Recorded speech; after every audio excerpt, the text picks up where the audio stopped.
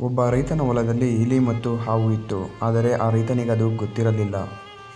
ರೈತನು ತನ್ನ ಕೆಲಸಗಳನ್ನು ಮುಗಿಸ್ಕೊಂಡು ಮನೆಗೆ ಹೋಗಬೇಕಾದ್ರೆ ಒಂದು ಹಾವು ಅವನ ಕಾಲಿಗೆ ಕಚ್ಚಿಬಿಡುತ್ತೆ.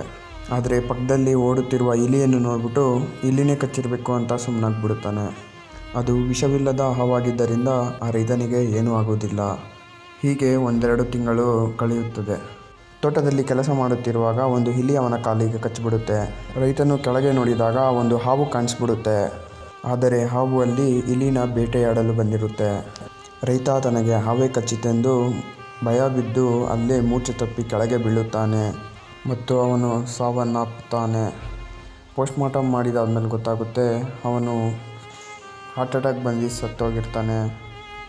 ವಿಡಿಯೋ ಇಷ್ಟ ಆಗಿದ್ದರೆ ಒಂದೇ ಒಂದು ಲೈಕ್ ಮಾಡಿ ಮತ್ತು ನಮ್ಮ ಚಾನಲ್ನ ಸಬ್ಸ್ಕ್ರೈಬ್ ಮಾಡ್ಕೊಳ್ಳಿ. ಮತ್ತೊಮ್ಮೆ ಇನ್ನೊಂದು ವಿಡಿಯೋದಲ್ಲಿ ಸಿಗೋಣ. Bye guys.